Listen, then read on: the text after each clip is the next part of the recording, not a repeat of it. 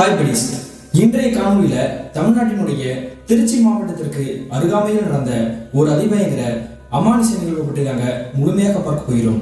இது போல உங்களுடைய வாழ்க்கையிலும் ஏதாவது திகில் சம்பவம் நடந்துருந்துச்சுன்னா இந்த மின்னஞ்சலுக்கு ஷேர் பண்ணாங்க. ஒருவேளை அது கஷ்டமாக இருந்துச்சுன்னா கீழே டிஸ்கிரிப்ஷன்ல இன்ஸ்டாகிராம் லிங்க் கொடுத்துருக்கேன், அதில் போயிட்டு ஃபாலோ கொடுத்துட்டு வாய்ஸ் நோட்டா கூட ஷேர் பண்ணாங்க. இது வரைக்கும் நம்மளுடைய சேனலை சப்ஸ்கிரைப் பண்ணா பார்த்துட்டு இருந்தீங்கன்னா சப்ஸ்கிரைப் பண்ணிட்டு பக்கத்தில் இருக்கக்கூடிய பெல் பட்டனையும் சேர்த்து கிளிக் பண்ணிக்கோங்க. நான் உங்கள் Afsar. Welcome to Afsar investigation.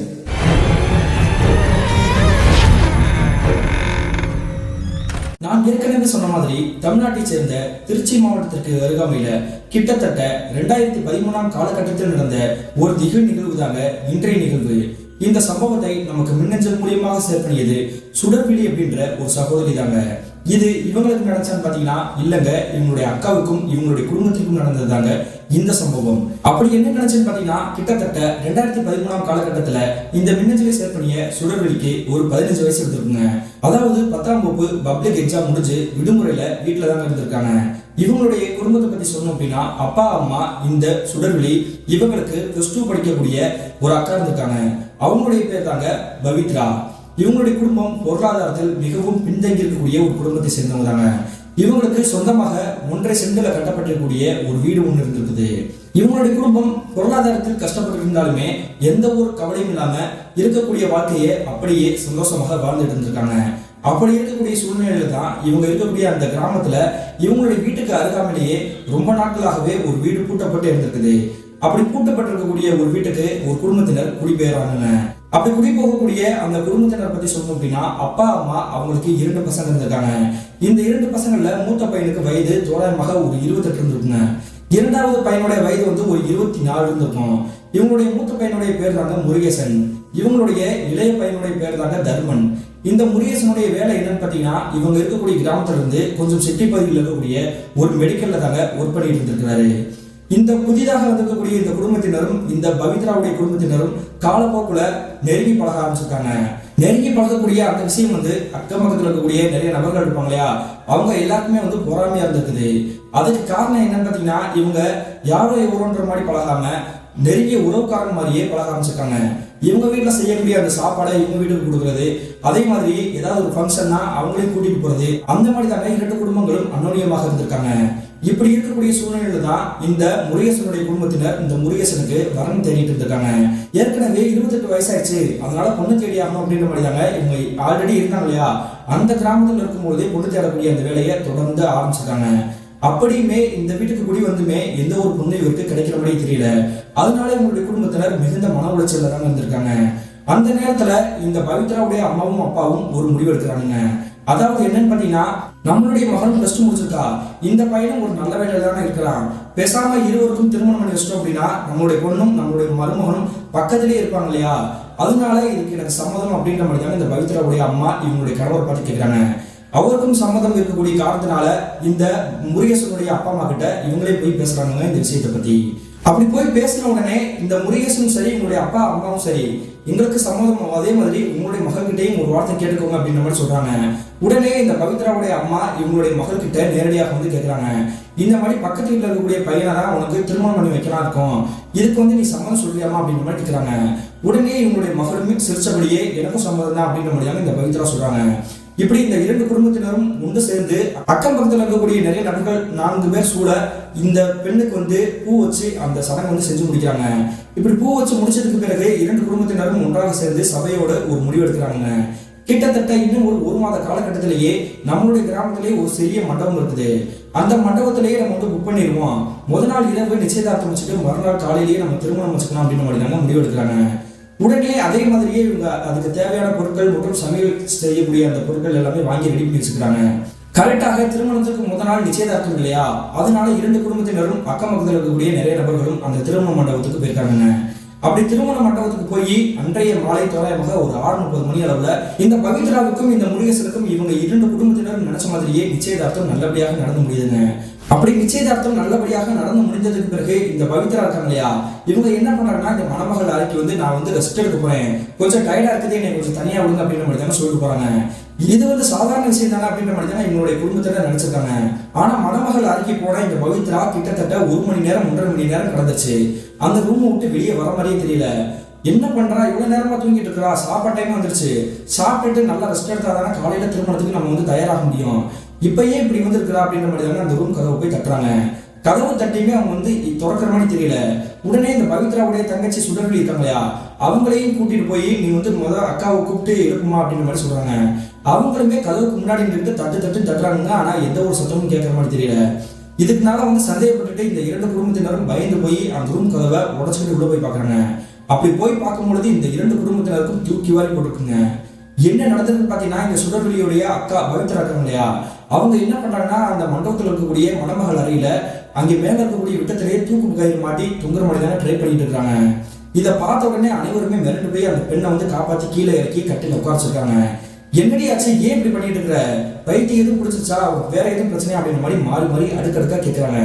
இப்படி அடுக்கடுக்கா கேள்விகள் கேட்ட அடுத்த நிமிஷமே இந்த பவித்ரான்ற பெண்மணி ஓன் அழுகுறாங்க. எனக்கு இந்த திருமணத்துல விருப்பம் கிடையாது, அதனாலதான் நான் வந்து இந்த மாதிரி வந்து தூக்கு போட்டு சாங்கலாம் முடிவெடுத்துட்டேன் அப்படின்ற மாதிரி தாங்க ஓன் அழுகுறாங்க. என்னடி பேசிட்டு இருக்கிற, நீ இந்த விஷயத்தை ஏற்கனவே சொல்லிக்க கூடாதா, அந்த பையன் வேற யாரும் கிடையாது, நம்ம வீட்டுக்கு பக்கத்துல இருக்கக்கூடிய அந்த பையன் தானே, உனக்கு தெரிஞ்சு நீ விருப்பப்பட்டுக்க அப்படின்ற காரணத்தினால தானே இந்த திருமணமே நிச்சயம் முடிஞ்சிச்சு, இப்போ வந்து இந்த மாதிரி சொல்றீ அப்படின்ற மாதிரி தாங்க அடிக்கிறாங்க.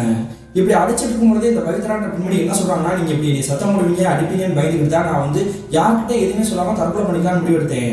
அதே மாதிரி நீங்க வந்து என்னை காப்பாத்திட்டீங்க, நீங்க என்னை காப்பாத்தினாலுமே அவங்க கூட எனக்கு கல்யாணம் நடந்துச்சு அப்படின்னா நான் செத்து போயிருவேன் அப்படின்ற மாதிரி தாங்க மிரட்டுறாங்க.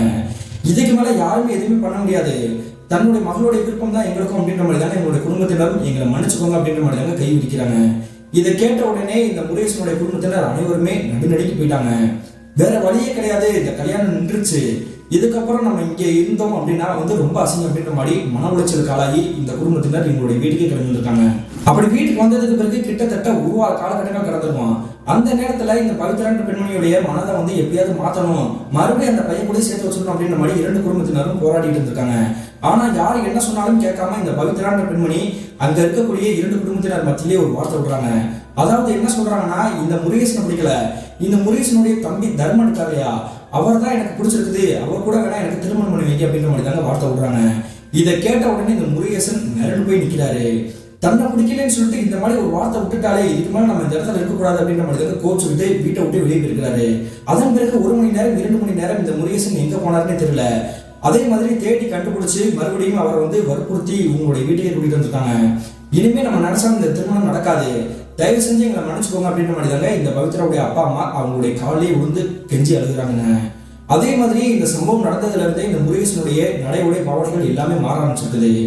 எப்படியாவது இந்த பிரச்சனையில இருந்து தன்னுடைய மனசுல ஏற்பட்ட அந்த துக்கத்தை தாண்டி நம்ம திரும்பி வந்துடலாம் அப்படின்னு நினைச்சாலுமே அக்கம் பக்கத்துல இருக்கக்கூடிய 4 பேர் 4 விதமா பேசுவாங்க இல்லையா, அந்த மாதிரி பேசக்கூடிய அந்த வார்த்தைகள் இந்த முருகேசனுடைய காதுகள் பட்டு அவர் ரொம்ப கொந்தளிச்சு போயிட்டாங்க. அதாவது என்ன சொல்லிருக்காங்கன்னா, இவனுக்கு உடம்புல ஏதோ பிரச்சனை இருக்கும் போல, அதனாலதான் அந்த பொண்ணு வேணான்னு சொல்லியிருக்குது, இல்லைன்னா அப்படி சொல்லுமா அப்படின்னு மாதிரிதாங்க வாய் குசாம பேசியிருக்கிறாங்க. இதை கேட்டுட்டு மிகுந்த மன உளைச்சலுக்கு ஆளான இந்த முருகேசன் ஒரு நாள் பயங்கரமான ஒரு தவறான முடிவு எடுத்திருக்காருங்க. அது எப்படின்னு பாத்தீங்கன்னா, அன்றைய காலை பொழுது தோராயமாக ஒரு 10 மணி இருந்திருக்கும். அந்த சமயத்துல இந்த முருகேசனுடைய தம்பி காலையில ஒரு 9 மணிக்கெல்லாம் எப்பயும் போல வேலைக்கு போயிருக்கிறாருங்க. அப்படி போனதுக்கு பிறகு என்னுடைய அப்பா அம்மா ஆல்ரெடி ஒரு கட்டிடத்துல வந்து கொத்தனார் மட்டும் சித்தாள் வேலை பார்த்துட்டு இருக்காங்க. நாங்க 2 பேரும் வேலைக்கு போயிட்டு வந்துருப்பா, நீ வீட்டுல ரெஸ்ட் எடு அப்படின்ற மாதிரி சொல்லிட்டு போயிருக்காங்க. இவங்க எல்லாருமே வெளியே போனதுக்கு பிறகு இந்த முருகேசன் என்ன பண்ணிக்கிறாருன்னா, அவருடைய வீட்டிலேயே விட்டத்துல தூக்கு போட்டு தொங்கி இறந்து போயிருக்காங்க. இவர் இறந்து போய் கிட்டத்தட்ட மதியம் தோராயமாக ஒரு 3 மணிக்கு தானே எங்களுடைய குடும்பத்தினருக்கே தெரிய வந்திருக்குது. அதாவது கட்டிட வேலையெல்லாம் முடிச்சுட்டு ஒரு 3 மணி அளவுல இந்த முருகேசனுடைய அப்பா அம்மா இவங்களுடைய வீட்டுக்கு வந்திருக்காங்க. வீட்டினுடைய கதவு வெளியே பூட்டப்பட்டிருக்கிறத பார்த்துட்டு மிரண்டு போயிட்டாங்க. வெளியே எதுவும் பூட்டப்படல, உள்ளதான் லாக் போட்டிருக்கு அப்படின்ற மாதிரி சந்தேகப்பட்டுட்டு அந்த கதவை போட்டு டம்மு அடிக்கிறாங்க. அப்படி கதவை அடிச்சுமே உள்ள தன்னுடைய பையன் வந்து எந்த ஒரு ரியாக்ஷனும் கொடுக்கல அப்படின்றதுனால உடனே சந்தேகப்பட்டுட்டு இந்த இருவரும் கதவை உடைச்சிட்டு உள்ள போறாங்க. அதே நேரத்திலேயே அக்கம் பக்கத்தில் இருக்கக்கூடிய நிறைய நபர்கள் மட்டும் இல்லாம இந்த பவித்ராவுடைய குடும்பத்தினரும் இவங்களுடைய வீட்டுக்கிட்ட நெருங்கி வராங்க. வீட்டுக்குள்ள வந்ததுக்கு பிறகு எல்லா இடத்துலையும் சுத்தி பார்க்கறாங்க, எங்களுடைய பையன் ஆளே காணோம். ஒருவேளை பையன் வந்து ரூம்லாம் தூக்கிட்டு இருக்கான் அப்படின்ற மாதிரி சந்தேகப்பட்டு இந்த முருகேசனுக்குன்னு ஒரு ரூம் இருக்கு இல்லையா, அந்த ரூமோட கதவும் பூட்டி இருக்குதுங்க. உடனே பின்புறமாக ஜன்னல் கதவு திறந்திருக்கான்னு பார்த்தா அந்த ஜன்னல் கதவு மூடிதான் இருக்குது. இவன் வேணும்னே ஏதோ ஒரு தவறான ஒரு செய்கை செய்யறதுக்கு தான் இப்படி ஒரு முடிவு எடுத்திருக்கான் போல, அதனாலதான் யாருக்கும் எதுவும் தெரிஞ்சிடக்கூடாதுன்னு ஜன்னல் கதவெல்லாம் மூடி வச்சிருக்கான் அப்படின்ற மாதிரி சந்தேகப்பட்டு கதவை உடைச்சு உள்ள போய் பார்க்கறாங்க. அப்படி உள்ள போய் பார்த்தா அனைவருடைய வாழ்க்கையிலும் மறக்க முடியாத ஒரு காட்சியாக அந்த காட்சி தெரிஞ்சிருக்குது. அதாவது நான் ஏற்கனவே சொன்னேன் இல்லையா, இந்த முருகேசன் அவருடைய வீட்டிலேயே தூக்குல தொங்கி இறந்தபடி கிடந்திருக்காருங்க. ஐயோடு கதறி அடிச்சுட்டு அங்க இருக்கக்கூடிய நபர்கள் அனைவருமே மிரண்டு போய் பார்த்துட்டு இருக்காங்க. உடனே இந்த துக்கம் நடந்த வீட்டிலேயே இந்த முருகேசனுடைய குடும்பத்திற்கும் இந்த பவித்ராவுடைய குடும்பத்திற்கும் சண்டை மாறி மாறி கைகலப்பு வரைக்கும் ஏற்பட்டிருக்குது. உன்னாலதாண்டி என் பையன் இந்த நிலைமையில போயிட்டான், அவ கடைசி நேரத்துல காலை வாரி விட்டுதான் இவன் வந்து தூக்க தூங்கி இறந்து போயிட்டான், இது எல்லாத்துக்குமே காரணம் நீயும் உன்னுடைய குடும்பம் தான் அப்படின்ற மாதிரிதாங்க இந்த பவித்ராவுடைய அப்பா அம்மா கிட்ட இந்த முருகேசனுடைய அப்பா அம்மா சண்டை வந்திருக்கிறாங்க. அதன் பிறகு காவல்துறை வழக்கு பதிவு பண்ணி இந்த தற்கொலைக்கு காரணம் அவர் தான், வேற யாரும் கிடையாது என கடிதம் எதுவும் எழுதி வைக்கல அப்படின்ற மாதிரிதாங்க இந்த கேஸை முடிச்சிருக்காங்க. அதே மாதிரியே இந்த இறந்து போன அந்த நபருடைய சடலத்தை சுடுகாடு கொண்டு போய் எரிச்சிட்டு வந்திருக்காங்க. இப்படி துக்கம் நடந்த வீட்டில் கிட்டத்தட்ட ஒரு வார காலகட்டங்களாகவே இந்த முருகேசனுடைய குடும்பத்தினர் இருந்திருக்காங்க. அதன் பிறகு இனிமே இந்த வீட்டில் எங்களால் இருக்க முடியாது, நாங்கள் வேற ஊருக்கு போறோம் அப்படின்ற மாதிரி தாங்க முடிவு எடுத்துட்டு இவங்களுடைய கிராமத்திலேயே ஒரு பெட்டி கடை இருக்குது. அந்த பெட்டி கடைக்காரர்கிட்ட மட்டும் சொல்லிட்டு வேற யாருக்கிட்டையும் எந்த ஒரு வார்த்தையும் சொல்லாம மொத்தமாக அந்த கிராமத்தை விட்டு இவங்க வந்து காலி பண்ணி வேற ஏதோ ஒரு ஊருக்கு போயிட்டாங்க. அதன் பிறகு இந்த பவித்ராவுடைய குடும்பத்தினர் மனசு தாங்காம அந்த பெட்டி கடைக்காரர்கிட்ட போய் கேட்டுருக்காங்க, அவங்க எந்த ஊர் போயிருக்காங்க ஏதாவது தெரியுமான்னு கேட்கும் பொழுது அதெல்லாம் எனக்கு தெரியாதுமா, எதுவுமே சொல்லக்கூடாதுன்னு சொல்லிட்டாங்க, நீங்க உங்க வேலையை மட்டும் பாருங்க அப்படின்னு மாதிரி அந்த பெட்டி கடைக்காரர் சொல்லிக்கிறாரு. இந்த துக்க சம்பவம் நடந்து கிட்டத்தட்ட ஒரு மாத காலகட்டத்துக்கு பிறகுதாங்க இந்த பவித்ராவுடைய குடும்பத்திற்கு அமானுஷ்ய கட்டளை விசை காத்திருந்துச்சு. என்ன நடந்திருக்குன்னு பாத்தீங்கன்னா, அன்றைய இரவு தோராயமாக ஒரு 7 மணி இருக்கும். அந்த சமயத்துல இந்த பவித்ரா இருக்காங்க இல்லையா, அந்த பெண்மணி என்ன பண்ணாங்கன்னா எங்களுடைய வீட்டு வாசல் முன்னாடி இருக்கக்கூடிய அந்த திண்ணை கிட்ட உட்காந்துட்டு சடை பண்ணிட்டு இருக்காங்க.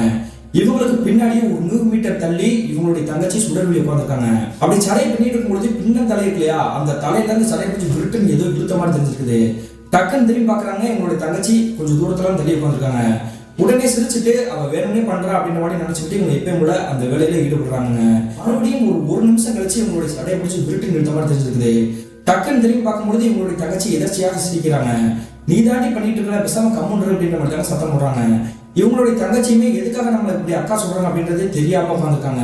மறுபடியும் இவங்களோட சண்டையோடு சேர்த்து அந்த பின்னத்தலையோடு சேர்த்து விருட்டு பிடிச்சி தரதரன்னு இழுத்த மாதிரி தெரியுதுங்க. கீழே தட்டு தடு மாதிரி விழுந்ததோட திரும்பி பாக்குறாங்க, எங்களுடைய தங்கச்சி 100 மீட்டர் தள்ளி உட்காந்துருக்காங்க.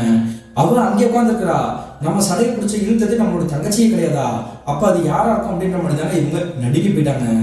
நீ தான் எதுவும் பண்ணியாடி அப்படின்னு கேட்கும்போது இவங்களுடைய தங்கச்சி, நான் ஏற்கனவே நீ வந்து கேட்கும் பொழுதே நான் வந்து யோசிச்சேன், எதுக்காக அக்கா இப்படி நம்ம சொல்றாங்க, மறுபடியும் என்னை பார்த்து என்ன சொல்ற எனக்கு ஒன்றும் புரியல அப்படின்னு மாதிரி கேட்கறாங்க. இல்ல அதெல்லாம் ஒன்றும் இல்லை, நான் சும்மா கேட்டேன் அப்படின்ற மாதிரி தாங்க சொல்லிட்டு இந்த பவித்ரான்ற பண்ணி டக்குன்னு அந்த இடத்த விட்டு எதிர்க்கிறாங்க. சுத்தி முத்தி பாக்குறாங்க, எல்லா இடத்துலையும் பாக்குறாங்க, யாரையுமே காணோம். நமக்கு மட்டும் தான் இப்படி அமானுஷமா நடக்குது அப்படின்ற மாதிரி மிரண்டு போய் உங்களுடைய வீட்டுக்குள்ளே ஓட்டம் பிடிக்கிறாங்க. இதுதாங்க உங்களுடைய வீட்டில் நடந்த முதலாக நடந்த அமானுஷமான விஷயம். அதே மாதிரி இந்த சம்பவம் நடந்து ஒரு வார காலகட்டங்கள் நடந்திருக்கும். அன்றைய கிழமை வெள்ளிக்கிழமை மாலை தோராயமாக ஒரு 6 மணி இருந்திருக்குமாங்க. அந்த நேரத்துல இவங்களுடைய குடும்பத்தினர் என்ன பண்ணாங்கன்னா, எப்பயும் போல கோயிலுக்கு போவது வழக்கம். வெள்ளிக்கிழமைனா நிறைய பேர் போவாங்க இல்லையா, அதே மாதிரி இவங்களுடைய கிராமத்துல ஒரு அம்மன் கோயில் இருக்குது. அந்த அம்மன் கோயிலுக்கு போவதற்காக இவங்களுடைய குடும்பத்தினர் எல்லாம் கிளம்பி இருந்திருக்காங்க. அந்த நேரத்துல இந்த பவித்ரான்ற பெண்மணி இவங்களுடைய அப்பா அம்மா கிட்ட என்னால வர முடியாது அப்படின்னு மாதிரி சொல்றாங்க. ஏன்டி வர முடியாதுன்னு சொல்ற, என்ன காரணம் அப்படின்னு கேட்கும்பொழுது இவங்களுடைய அம்மாவை தனியா கூப்பிட்டு அவங்க ஒரு விஷயத்த சொல்றாங்க. இல்லம்மா, எனக்கு இன்னைக்கு பீரியட்ஸ், அதனாலதான் என்னால வர முடியல, தயவு செஞ்சு நீங்க போயிட்டு வாங்க அப்படின்னு சொன்னதுக்கு பிறகு இவங்களுடைய அம்மா, நீ வந்து வரவே வேணாம், வீட்லயே இரு அப்படின்ற மாதிரி சொல்லிட்டு இவங்க குடும்பத்தினர் அனைவருமே அந்த கோயிலுக்கு இருக்காங்க. அப்படி கோயிலுக்கு போயிட்டு கிட்டத்தட்ட ஒரு 7 கால அதுவுமா இவங்களுடைய வீட்டுக்கு திரும்ப வந்திருக்காங்க. வீட்டுக்கு திரும்ப வந்த உடனே வீட்டு வாசல் கதவை திறந்து கிடக்கிறத பார்த்துட்டு மிரண்டு போயிட்டாங்க. தனியா இருக்கிறவ எதுக்கு வீட்டு வாசல் கதவை திறந்து வச்சிருக்கா, கதவை பூட்டிட்டு தானே இருக்க சொன்னோம், சொல்ற எதையும் கேட்க மாட்டா அப்படின்ற மாதிரி தாங்க சத்தம் போட்டு வீட்டுக்குள்ள நுழையிறாங்க. அப்படி நுழைஞ்சு பார்த்தா இவங்களுக்கு பேருதிர்ச்சி ஒன்று காத்திருந்துச்சு. என்ன நடந்ததுன்னு பாத்தீங்கன்னா, இவங்களுடைய மகள் பவித்ரா இருக்காங்க இல்லையா, அவங்க ஆல்ரெடி சுடிதார் தாங்க அணிஞ்சிருக்காங்க. அந்த சுடிதார் முழுக்க வந்து கீரல் போட்டு கிழிஞ்ச மாதிரி தான் இருந்திருக்குது. அது மட்டும் இல்லாம முகத்துல இருக்கக்கூடிய அந்த முடிகள் எல்லாமே வந்து கொதிரி போட்டமா இருந்திருக்குது. என்னாச்சு, ஏன் இப்படி கிறுக்கச்சியமா இருக்கிற, உடம்பெல்லாம் காயமா இருக்குது, எதுவும் தப்பா நடந்துச்சா, யார் அப்படின்ற மாதிரி கேட்கறாங்க. இல்லம்மா, எனக்கு எதுவும் தெரியல, தூங்கிக்கிட்டு இருந்தேன், என்னை பிடிச்சி யாரோ அடிச்சு ஆரஞ்சு வச்ச மாதிரி தெரிஞ்சிச்சு, வேற ஒன்றும் கிடையாதுமா, நீங்க எதுவும் பயப்படாதீங்க அப்படின்ற மாதிரி தாங்க அந்த பவித்ரான்ற பெண்மணி சொல்றாங்க. இதுல இருந்தே எங்களுடைய குடும்பத்தினர் பார்வை புறமே சந்தேக பார்வை தாங்க இருக்குது இந்த பவித்ரா மேலேயே. அதன் பிறகு தன்னுடைய மகள் ஏதோ பயத்துலதான் சொல்லிட்டு இருக்கிறா, என்ன நடந்துச்சுன்னு உண்மையா சொல்ல மாட்டா, அவகிட்ட பேசி அப்புறம் விசாரிச்சுப்போம் அப்படின்ற மாதிரி தாங்க அவங்க வந்து சமாதானப்படுத்தி வீட்டுக்குள்ள போக சொல்றாங்க. இந்த சம்பவம் நடந்ததுல இருந்தே இந்த பவித்ரான்ற பெண்மணியுடைய அந்த நடைகள் பாவனைகள் எல்லாமே மொத்தமாக மாற ஆரம்பிச்சிருக்குது. எடுத்துக்காட்டுக்கு சொல்லணும் அப்படின்னா, இவங்களுடைய அப்பாவுடைய அந்த வேஷ்டி இருக்கு இல்லையா, அந்த வேஷ்டி எடுத்துட்டு இந்த பவித்ரான்ற பெண்மணி அவங்க போட்டிருக்கிற இந்த சுடிதாருக்கு மேலேயே வந்து வேஷ்டியை கட்டிருக்காங்க. என்னடி கிறுக்கி மாதிரி பண்ணிட்டு இருக்கிற, வேஷ்டி போய் எதுக்கு கட்டிட்டு இருக்க அப்படின்னு கேட்கும்பொழுது, இல்ல எனக்கு கட்டி பார்க்கணும்னு ஆசையா இருந்துச்சு, அதனாலதான் கட்டுறேன் அப்படின்ற மாதிரி தாங்க சொல்றாங்க. அதே மீறி இவங்களுடைய அம்மா இவங்களுடைய மகளுடைய கையில வந்து வளையல் போட்டு விட்டுருக்காங்க இல்லையா, அந்த வளையல் எல்லாமே அந்த செவத்தோரமாவே அடிச்சு ஒரு மாதிரி சிதற விட்டு உடைச்சிருக்காங்க. உனக்கு என்ன ஆச்சுன்னு தெரியல, ஏன் மனநலம் மீது பாதிக்கப்பட்டுச்சா அப்படின்ற மாதிரி தாங்க அனைவருமே டென்ஷன்ல இருந்திருக்காங்க. அந்த நேரத்துல இந்த பவித்ராவுடைய அப்பாவும் அம்மாவும் ஒரு முடிவு எடுத்திருக்காங்க. இவ இப்படி பண்ணிட்டு இருக்கிறத பார்த்தா எனக்கு ரொம்ப பயமா இருக்குது. கூடிய சீக்கிரம் இவளுக்கு திருமணம் பண்ணி வைக்கிறதா நல்லது. ஒருவேளை தவறான முடிவு எது எடுத்துட்டானா என்ன பண்றது? ஏற்கனவே இவனாலதான் அந்த பையன் வந்து தூக்கு போட்டு இறந்து போனான். மறுபடியும் இவ எதுவும் பண்ணிக்குவாளான்னு எனக்கு பயமா இருக்குதுங்க. நம்ம ஏதாவது ஒரு ஏற்பாடு பண்ணணும் அப்படின்ற மாதிரி தாங்க யோசிக்கிறாங்க. அதே மாதிரியே கிட்டத்தட்ட ஒரு 10 நாள்லயே இவங்களுக்கு தெரிந்த ஒரு புரோக்கர் மூலியமாகவே ஒரு வரன் தேடி வருது. அப்படி வரன் தேடி வந்ததுக்கு பிறகு உங்களுடைய குடும்பத்தினரும் அவங்களுடைய குடும்பத்தினரும் பேசி முடிவெடுத்து நாளைக்கே நாங்க பூ வைக்க வரோம் அப்படின்ற மாதிரி தாங்க மறுநாள் மாலை தோராயமாக ஒரு 4 மணிக்கு இந்த பவித்ராவுடைய வீட்டுக்கு அந்த மாப்பிள்ளையோட குடும்பத்தினர் வராங்க. அப்படி மாப்பிள்ளையோட குடும்பத்தினர் வரது தெரிஞ்சது உடனே இந்த பவித்ராவை வந்து இவங்களுடைய அப்பா அம்மா என்ன பண்றாங்கன்னா, அவங்க வந்து மேக்கப் போட்டு ரெடி ஆகணும் இல்லையா, அதுக்காக அவங்களுக்கு தனியா ஒரு ரூம்ல கூட்டிட்டு போய் மேக்கப் போட்டுட்டு இருக்காங்க. சேலை அணிந்து மேக்கப்லாம் போட்டுட்டு இவங்க அனைவருமே வந்துட்டு வெளியே வந்திருக்கிறாங்க. இந்த பவித்ராவுடைய தங்கச்சி முதற்கொண்டு அனைவருமே வாங்க வாங்க அப்படின்ற மாதிரி உட்கார வச்சுட்டு அவங்க கிட்ட பேசிட்டு தன்னுடைய மகளை வந்து அவங்க கையில வந்து காஃபி கொண்டு வா அப்படின்ற மாதிரி தாங்க சொல்லி அனுப்புறாங்க. உடனே இந்த பவித்ராவுடைய தங்கச்சி சுடர்லி என்ன பண்றாங்கன்னா, தான் அக்காவை கூப்பிடுறதுக்காக அவங்களுடைய ரூமுக்கு வந்து போறாங்க. அப்படி ரூமுக்குள்ள நுழைஞ்ச அவங்களுக்கு வாழ்க்கையில மறக்க முடியாத ஒரு காட்சி தாங்க கண்கள் முன்னாடி தெரிஞ்சிருக்குது.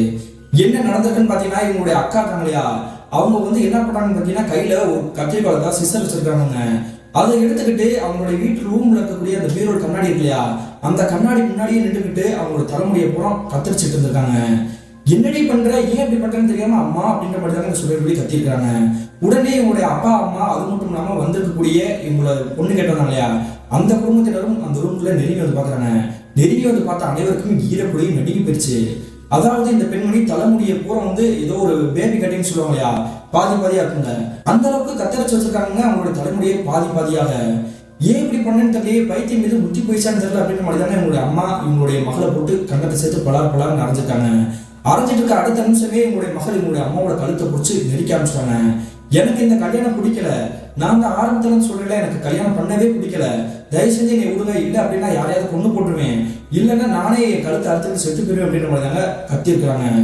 இவங்க கத்தக்கூடிய விஷயத்தையும் பார்த்துட்டு அவங்க இருக்கக்கூடிய அந்த கெட்டப்பையும் பார்த்துட்டு வந்திருக்கக்கூடிய அந்த மாப்பிள்ளை குடும்பத்தினர், இந்த பொண்ணு எங்களுக்கு தேவையில்லை, புரோக்கர் கிட்ட நாங்க பேசி வச்சுக்கிறோம், அந்த ஆளுதான் நல்ல குடும்பம் அமைதியான குடும்பம் அப்படின்ற சொன்னதுனாலதான் நாங்க இங்க வந்து பார்த்தோம், போய் ஒரு மனநலம் பாதிக்கப்பட்ட ஒரு பெண்ணை வந்து எங்க கிட்ட தள்ளி விடப்படுத்திருக்கான், நல்ல வேளை இன்னைக்கு இவனோட சுயரூபம் தெரிஞ்சிச்சு, இல்லை அப்படின்னா திருமணம் ஆனதுக்கு பிறகு என்னுடைய பையனுடைய நிலைமை என்ன அப்படின்ற மாதிரி தாங்க கத்த ஆரம்பிச்சிருக்காங்க. அதன் பிறகு நீங்க ஒரு நிமிஷம் இருங்க, என்னுடைய மகன் நல்லவதான், அவ ஏன் இப்படி பண்றான்னு தெரியல, எவ்வளவோ சொல்லியுமே எங்களுடைய குடும்பத்தினர் சண்டை போட்டுட்டு அந்த வீட்டை விட்டு வெளியே போயிட்டாங்க. அப்படி வெளியே போனதுக்கு பிறகு இந்த பவித்ரான்ற பெண்மணியை இவங்களுடைய குடும்பத்தினர் பார்த்து பயத்திலே தான் இருந்திருக்காங்க. ஏன்னா இவங்கனாலேயே அவங்க மேல வந்து எதுவும் சொல்ல முடியல, கையும் வைக்க முடியல, கை வைக்க வந்தா அவங்களே கழுத்தை பிடிச்சி நெரிக்கிறாங்க இந்த பவித்ரான்ற பெண்மணி. இவ்வளவு நடந்துமே இது வந்து ஏதோ ஒரு ஆன்மா செய்யக்கூடிய செயல் அப்படின்றது இவங்களுடைய குடும்பத்தினருக்கு தெரியாம தான் இருந்திருக்குது. ஆனா இதை உறுதிப்படுத்தக்கூடிய ஒரு பயங்கரமான நிகழ்வு அன்றைய இரவே நடுநிசி நேரத்தில் நடக்க காத்திருந்துச்சு. அப்படி என்ன நடந்திருக்குன்னு பாத்தீங்கன்னா, அன்னைக்கு இரவு ஒரு 10 மணி இருக்கும். அந்த நேரத்துல இந்த பவித்ராவுடைய அப்பா இருக்கார் இல்லையா, அவர் வந்து பாத்ரூம் போவதற்காக இவங்களுடைய வீட்டுக்கு பின்புறமாக இருக்கக்கூடிய அந்த கொல்லப்புறத்துக்கு போயிருக்கிறாங்க. இவங்களுடைய பாத்ரூம் கட்டப்பட்டிருக்கக்கூடிய அந்த இடம் வந்து இவங்களுடைய வீட்டுக்கு பின்னாடி தாங்க கொல்லப்புற மாதிரி குட்டியோட குடிசை மாதிரி போட்டு தாங்க வச்சுட்டு இருக்காங்க. சரி நம்ம பாத்ரூம் போயிட்டு வந்துடும் அப்படின்ற மாதிரி பின்னாடி இருக்கக்கூடிய அந்த கொல்லப்புறத்துக்கிட்ட போய் நிற்கிறாரு. அப்படி கொல்லப்புறத்துக்கிட்ட நிற்கும் பொழுது இவருக்கு தூரத்துல இருந்து ஏதோ ஒரு காட்சி தென்படுத்துது. அது என்னன்னு பாத்தீங்கன்னா, யாரோ ஒருத்தவங்க பீடி குடிச்சா புகை வரும் இல்லையா, அந்த மாதிரி தாங்க புகை வந்துட்டே இருந்திருக்குது. இந்த புகை எங்க இருந்து வருது அப்படின்ற மாதிரி தாங்க அந்த இடத்த உத்து பாக்குறாரு. அப்படி பார்க்கும் பொழுது அந்த இடம் வேற எந்த இடமும் கிடையாதுங்க, இந்த முருகேசன் அப்படின்ற அந்த நபர் வந்து இறந்து போனார் இல்லையா, அவருடைய வீட்டுக்குள்ள ஜன்னல் வழியாக அந்த புகை வந்துட்டு இருக்குது. இந்த வீட்டுக்குள்ள யாருமே இல்லையே, அப்புறம் எப்படி புகை வருது அப்படின்ற மாதிரி தாங்க மெல்ல மெல்ல நடந்து போய் அந்த ஜன்னல் வழியாகவே அந்த வீட்டுக்குள்ள எட்டி பார்க்கிறாரு. எட்டி பார்த்த அடுத்த நிமிஷமே இவருடைய வாழ்க்கையில நினைச்சு கூட பார்க்க முடியாத ஒரு பயங்கரமான காட்சி இவருடைய கண்கள் முன்னாடி தெரிஞ்சிருக்குது. என்ன நடந்திருக்குன்னா, அந்த உருவம் அந்த இருட்டு பிடிச்ச அந்த ரூம்குள்ளே உட்கார்ந்தபடியே வாயில ஒரு சிகரெட்டை வச்சு உப்புன்னு ஊதிட்டு இருக்குதுங்க. அப்படி ஊதக்கூடிய அந்த புகை தான் அந்த ஜன்னல் வழியாகவே வெளியே வந்துட்டு இருக்குது.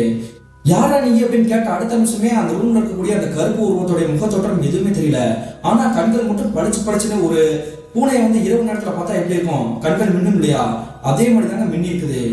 உடனே அந்த ஜன்னல் வழியாகவே அந்த கண்களுடைய அந்த தோட்டத்தை பார்த்த உடனே மிரண்டு போய் நில குளிஞ்சு கீழே விழுந்திருக்காங்க. ஐயோ அப்படின்னு கத்துன உடனே இந்த பவித்ராவுடைய அம்மா என்னங்க என்னாச்சு அப்படின்ற மாதிரி தாங்க கொல்ல போற வழியாக வெளியே வந்து பாக்குறாங்க. அங்க பாருன்னு சொன்ன உடனே இந்த பவித்ராவுடைய அம்மா இருக்காங்க இல்லையா, அவங்க ஜன்னல் வழியாக பாக்குறாங்க. ஆனா அவங்களுக்கு எந்த ஒரு காட்சியுமே கண்ணில் வந்து தட்டுப்படலைங்க. நீங்க எதுக்கு இங்க வந்தீங்க, ஏற்கனவே இது இடம் விழுந்த வீடு, தேவையில்லாம இங்க எதுக்கு வந்து நிக்கிறீங்க, நீங்க வாங்கும் போது அப்படின்ற மாதிரி தான் அவங்களை வந்து சமாதானப்படுத்தி உங்களுடைய வீட்டுக்கே கூட்டிட்டு வந்திருக்காங்க. அப்படி கூட்டிட்டு வந்ததுக்கு பிறகு கொஞ்ச நேரத்துக்கு பிறகு இவங்களுடைய கணவர் வந்து அவர் பார்த்த அந்த காட்சியை அப்படியே ஒண்ணு விடாம மறைக்காம சொல்றாருங்க. என்ன சொல்றீங்க, நீங்க சொல்றது கேட்டாலே உடம்பெல்லாம் புல்லரிக்குது. இப்பதான் எனக்கே ஒரு சந்தேகம் வருது, தன்னுடைய மகள் வந்து எப்பயும் போல இயல்பா தான் இருந்தா, ஆனா இந்த முருகேசன் இறந்ததுக்கு பிறகுதான் அவளுடைய நடைமுறை எல்லாமே வந்து வேற மாதிரி தெரியுது. ஒருவேளை அவனுடைய ஆன்மா தான் தன்னுடைய மகளை வந்து ஆக்குபை பண்ணிருக்கணும் அப்படின்ற மாதிரி அவங்க வந்து சந்தேகப்படுறாங்க. ஆமாடி, எனக்கும் அதே சந்தேகமா தான் இருக்குது. நாளைக்கு காலையிலேயே நம்ம வந்து குலதெய்வ கோயிலுக்கு கூட்டிட்டு போயிடணும். கூட்டிட்டு போயிட்டு வந்தா தான் நம்ம இந்த பிரச்சனை வந்து மீண்டு வர முடியும் அப்படின்ற மாதிரி தாங்க யோசிக்கிறாங்க. ஆனா இதை எல்லாமே வந்து இவங்க வந்து வேற இடத்துல இருந்து பேசிட்டு தான் இந்த பிரச்சனை இருந்திருக்காது. இவங்களுடைய வீட்டுல அந்த ஆன்மா இருக்குதுன்றதே தெரியாம பேசுன காரணத்தினாலதான் அன்றைய நடுநிசையே ஒரு பயங்கரமான நிகழ்வு நடக்க காத்திருந்துச்சுங்க. அதாவது நான் ஏற்கனவே சொன்ன மாதிரி நடுநிசை தோராயமாக ஒரு 2 மணி இருக்குங்க.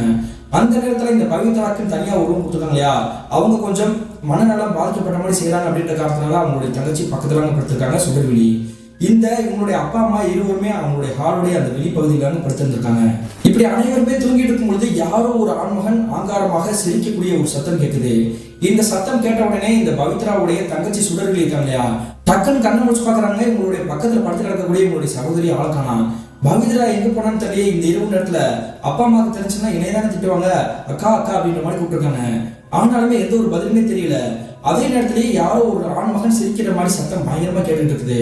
இந்த சத்தத்தை கேட்டுட்டு இவங்க நில குறைஞ்சு போயிட்டாங்க. உடனே அந்த ரூம் விட்டு வெளியே இருக்காங்க. வெளியே வந்து பார்த்தா இவங்களுக்கு மறுபடியும் மறக்க முடியாத ஒரு கொடூரமான காட்சி கண்கள் முன்னாடி தெரிஞ்சிருக்குது.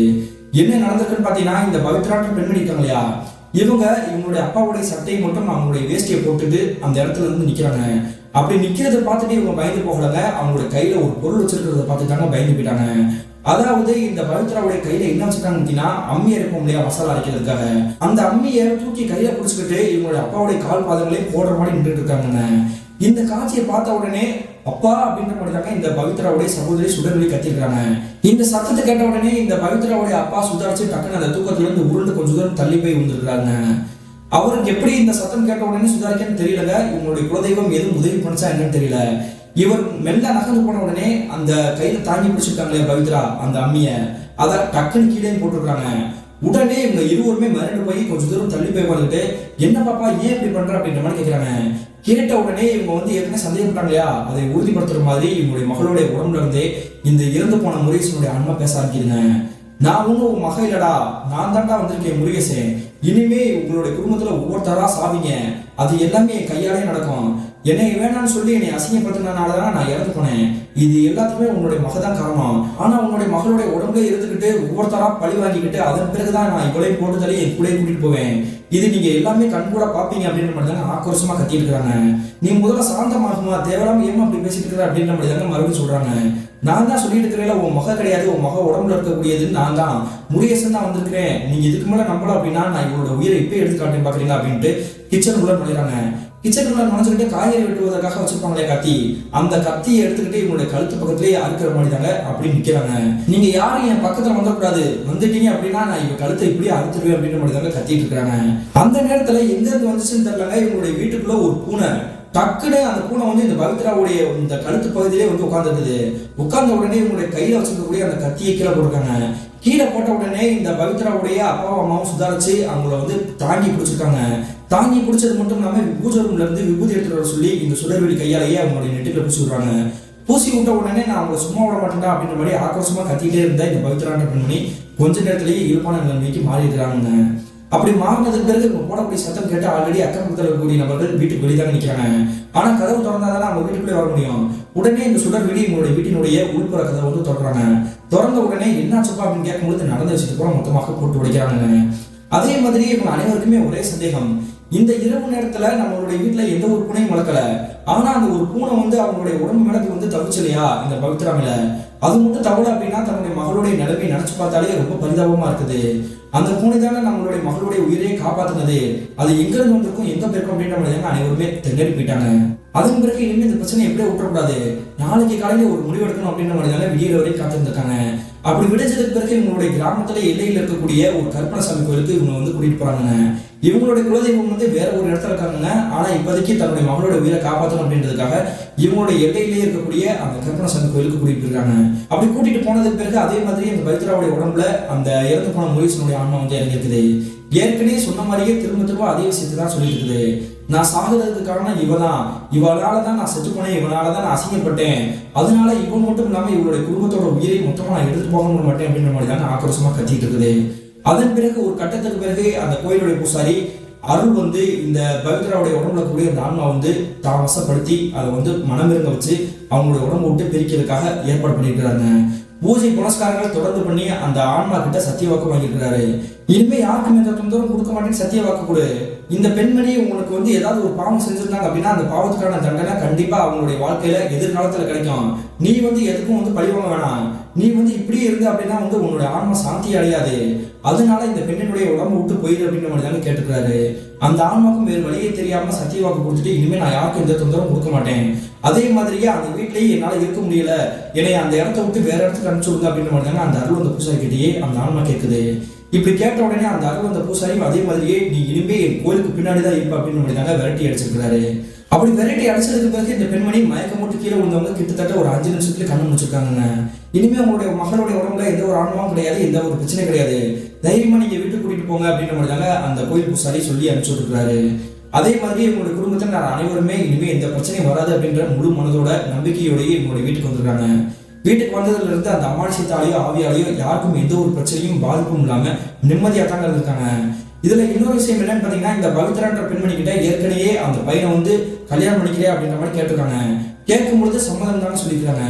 அதன் பிறகு ஏன் சம்மதம் சொல்லல, ஏன் இப்படி மாத்தி பேசணும் அப்படின்னு கேட்கும்போது அந்த பெண்மணி சொன்ன காரணம் என்னன்னு பாத்தீங்கன்னா, ஆரம்பத்துல சம்மதிச்ச நீ பின்னாடி அந்த நிச்சயதார்த்தம் நடந்ததுக்கு பிறகு ஏன் சம்மதிக்கல அப்படின்னு கேட்டதுக்கு காரணம் அந்த பெண்மணி என்ன சொன்னாங்க பாத்தீங்கன்னா, எனக்கு இன்னும் படிக்கணும்னு ஆசையா இருக்குது, நீங்க திருமணம் பண்ணி வச்சிட்டீங்க அப்படின்னா என்னோட படிப்பை பாதிலே நிறுத்திடுவீங்க, அதனாலதான் நான் ஆரம்பத்திலே சொல்றதுக்காக என்னோட தங்கச்சிக்கிட்ட எத்தனையோ தடவை சொன்னேன், என்னுடைய அம்மா கிட்டே சொன்னேன், அவங்க இருவரும் என்னுடைய அப்பா கிட்ட பேசவே கிடையாது, நான் உங்ககிட்ட பேசுறதே ரொம்ப பயமா இருந்துச்சுப்பா, அதனாலதான் இப்படி நிச்சயம் நடந்ததுக்கு பிறகு இந்த மாதிரி ஒரு பொய்ய சொன்னேன், இந்த முருகேசனை எனக்கு ரொம்ப பிடிக்கும், ஆனா நம்ம நிச்சயம் பண்ணி திருமணம்னா நடந்து முடிஞ்சிச்சுன்னா என்னுடைய வாழ்க்கையே எப்படி தலைகளா மாறிடும், என்னால மேற்படிப்பு காலேஜ் எல்லாம் போக முடியாது, படிக்க முடியாது அப்படின்றத பயந்துக்கிட்டு தான் நான் இந்த மாதிரி ஒரு பொய் சொல்லிட்டேன், என்னை மன்னிச்சுக்கோங்க அப்படின்ற மாதிரி தான் ஓன் அழுதுருக்காங்க.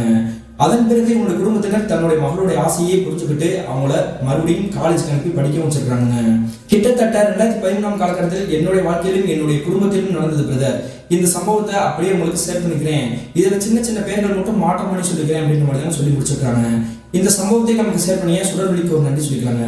மீண்டும் இது போல தரமான த்ரில்லிங்கான சுவாரஸ்யமான திகில் நிகழ்வுடன் மீண்டும் உங்களை சந்திக்கும் வரை நான் உங்கள் அப்சர்.